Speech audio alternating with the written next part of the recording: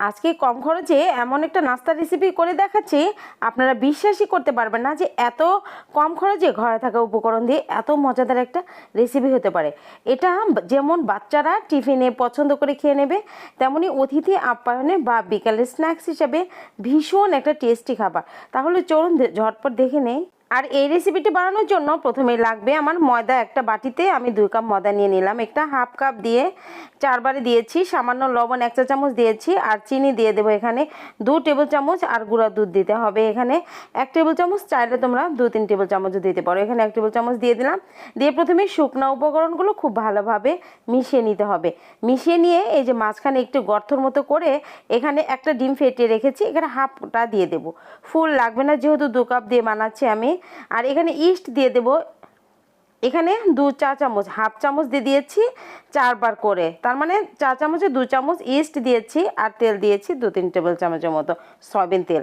এখন এই যে যেভাবে দেখছো এভাবে একটু ফেটিয়ে নিয়ে তারপর আগে মাখিয়ে নেব ময়দাটা, তারপর কুসুম গরম পানি দিয়ে সুন্দর একটা মসৃণ ডো করে নেব।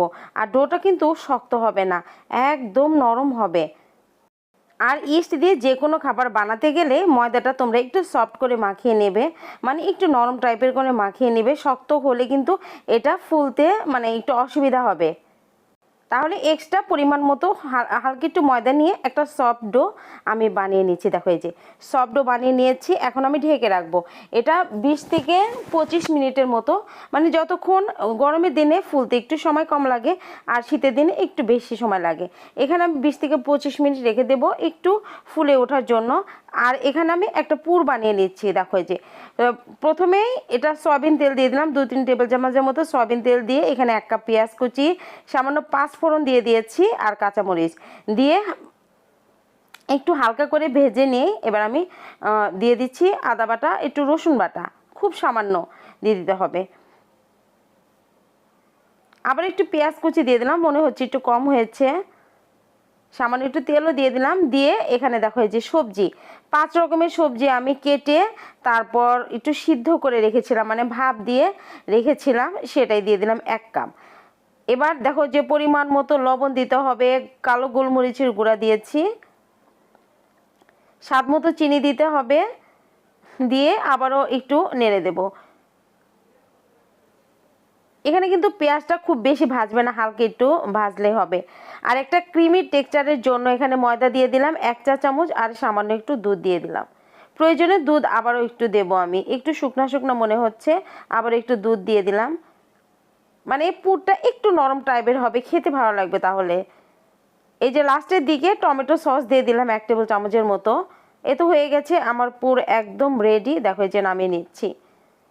এবার এই যে আমি খামিরটা যে দিয়েছিলাম এখানে আমি আধা ঘন্টা পর এই খামিরটা যতটুকু ফুলেছে ফুলুক, মানে এই যে এখন পাট করে নিচ্ছি। যতগুলো বানাবো এভাবে আমি কেটে ছোট ছোট করে দেখো এই যে বানিয়ে নিচ্ছি, বল বানিয়ে নিচ্ছি।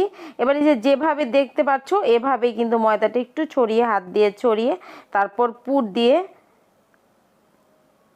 দিয়ে একটা বল বানিয়ে নিতে হবে। কিন্তু এই যে পরিমাণ মতো পুর দিয়ে এই যে সাইডটা একটু পাতলা করে নিতে হবে। সাইডটা একটু পাতলা করে এভাবে নিয়ে সামান্য একটু পানি দিয়ে আমি মুখগুলো আটকে দেব, যাতে করে পুরটা আর বের হতে না পারে।